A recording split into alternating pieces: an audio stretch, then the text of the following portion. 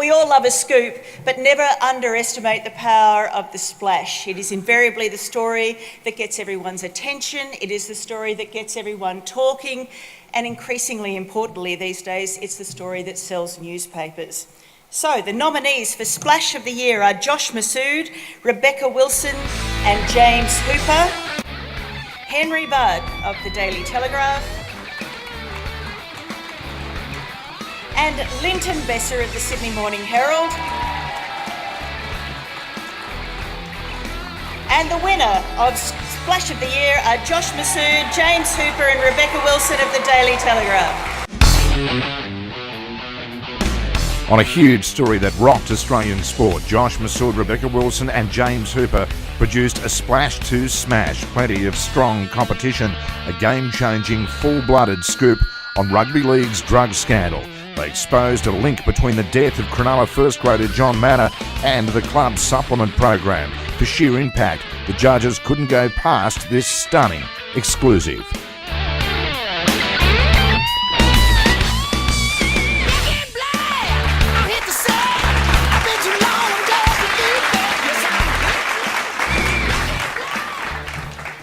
Firstly, we've obviously got to pay tribute to Rebecca Wilson, who's sipping a nice glass of red somewhere in France or Italy, I'm not quite sure, but good on her. We couldn't have done this without her. And secondly, I'd like to thank the profession of journalism. We got smashed up really, really hard by our other family rugby league over this. They wanted to take our accreditation away for doing it, but other journalists backed us on it, including from rival organisations, and we really respect that, and this award is justification for what we did, so we feel really good about ourselves because of that. Thank you so much.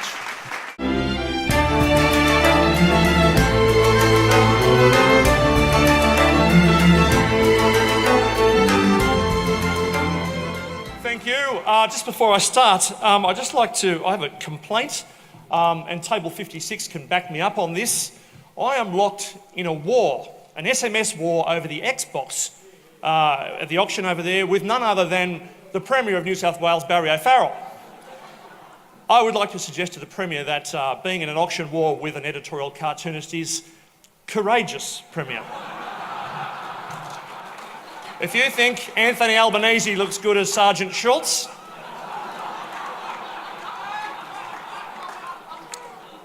wait for Monday's Telegraph.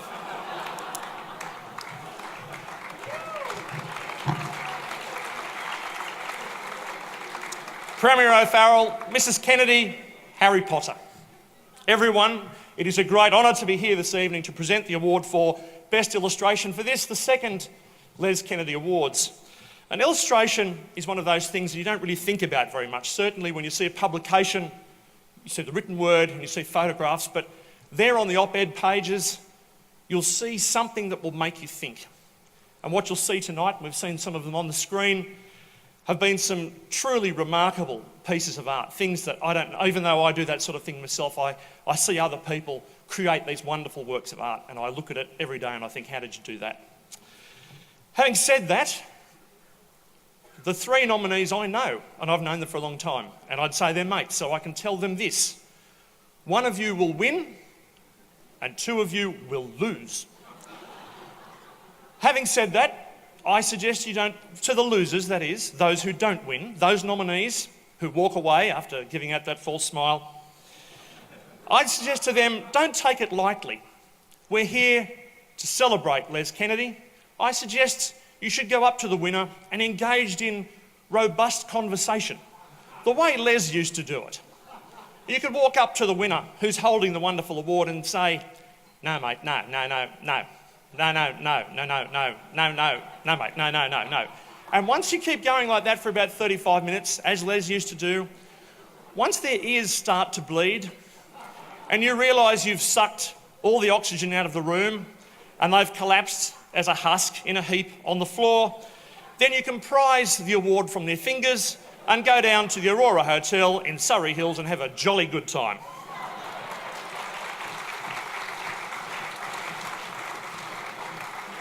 Which brings me to the nominees.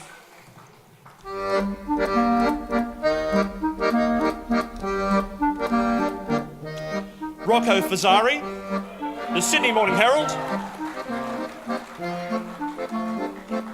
John Shakespeare, the Sydney Morning Herald, and Scott Boo Bailey, the Daily Telegraph. It gives me great pleasure to announce the winner for Best Illustration, Most Outstanding Illustration, ROCCO FAZZARI, the Sydney Morning Herald.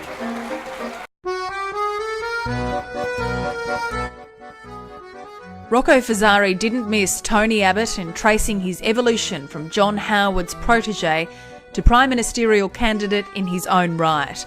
The irreverent Rocco was maintaining a proud tradition of cutting satire that proved colourful pens can be mightier than the sword.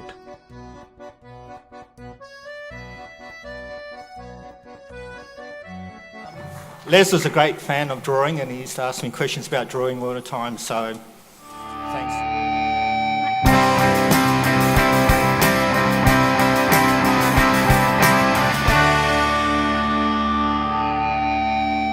Ladies and gentlemen, to present the Kennedy Award for Outstanding Investigative Reporting, sponsored by the Seven Network, please welcome Seven Sydney Director of News, Chris Willis. Good evening. Can I just repeat what my colleague Ann Sanders said earlier tonight to congratulate the organisers of this evening. It's fantastic to see the myth of journalism being perpetuated as it is tonight, and the reality as well. It's just fantastic. When you hear talk about media today, we hear terms like convergence, business models, systems of acquisition, systems of delivery. When we read or hear those weasel words, I think we shouldn't lose focus. Tonight is named after a journalist whose professional life was dedicated to digging up stuff that somebody, somewhere, didn't want dug up. So tonight, we should reflect and we should affirm. Investigation is the backbone of what we do. We dig, we irritate, we investigate, we interrogate, then we publish. And without us, and specifically some of the names you've heard tonight, the Kate McClymonts, the Steve Pinnells, Ross Coultharts, the Adele Fergusons, and my old mate Steve Barrett, and the hundreds of other people who every day go about doing their jobs, we don't get things like ICAC, and we shouldn't forget it. So it's with a great deal of pleasure, and on behalf of the entire journalism community of New South Wales, that we now present the award for the Outstanding Investigative Reporting. And the nominees are...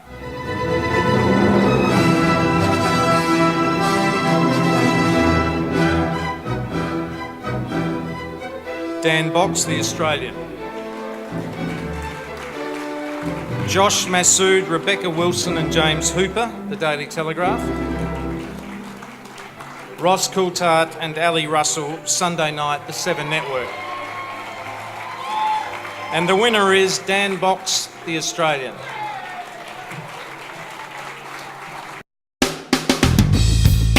Dan Box produced a series of exclusive reports revealing the Australian military's inability to police itself and the culture of physical and sexual abuse that was allowed to flourish within its ranks.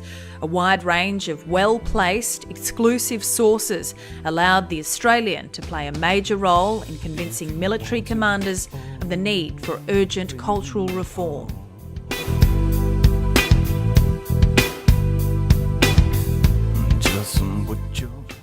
I'm not Dan, obviously. I'm James, a colleague of Dan's, but I'd just like to say how proud we all are of Dan at the Oz. He's a really honest, hard-working journo, and he worked really hard for this, and in many cases he was giving a voice to people who didn't have a voice themselves, so he'd be really proud. He's away at the moment, but thanks very much. If he won, he asked me to thank all the organisers of the Kennedy Awards and the Kennedy family, so thank you.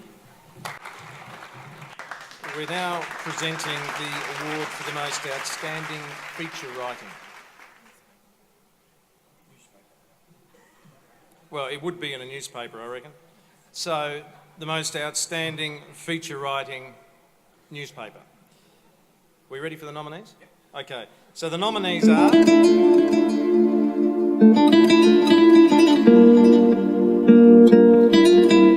Trent Dalton, The Australian. Jonathan Marshall and Trent Dalton, News Limited Network, and Rosemary Milsom, Newcastle Herald.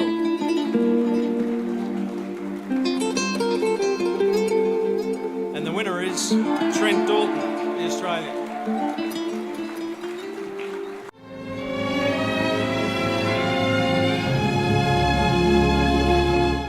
Trent Dalton tells a gripping story about a lone sailor's 65-hour fight for survival in wild seas off the coast of New South Wales.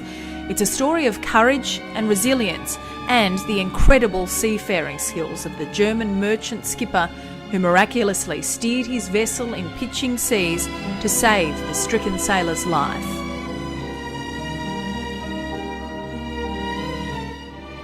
Well, thank you so much. I am so deeply honoured to be here amongst all these amazing journalists who I just heard all these amazing stories like Harry Potter. That was extraordinary.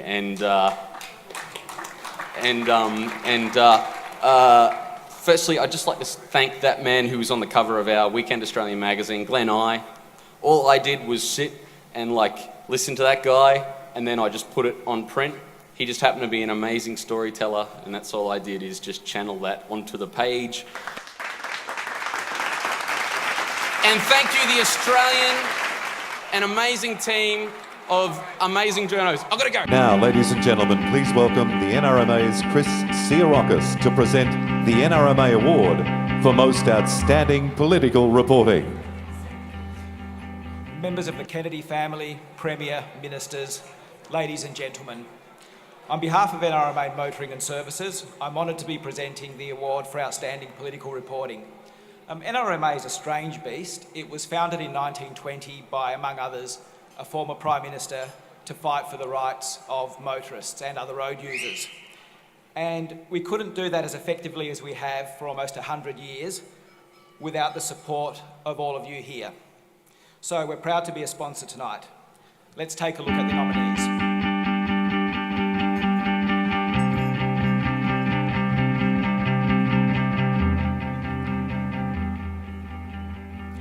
Linton Besser, the Sydney Morning Herald. Lee Jeloscek, 7 News. Sean Nichols, Sydney Morning Herald. And the winner is Lee Jeloscek. Lee Jeloscek produced a series of exclusive stories that led the news agenda, including revelations the former Speaker of the New South Wales Parliament was under investigation for receiving a bag of cash. He was unable to comment any further. We've also spoken to Eddie Obeid, who denies giving any cash to Richard Torbay. He also revealed government staff cuts in monitoring 400 of the state's most dangerous high-risk parolees. And untrue, this is a massive honour and a big surprise. Thanks very much. We've got an awesome team at Channel 7, and I share this with everyone from Roy at security to our graphics team, our producers, our cameraman, everyone, to Chris Willis and Peter Meakin, who finished today.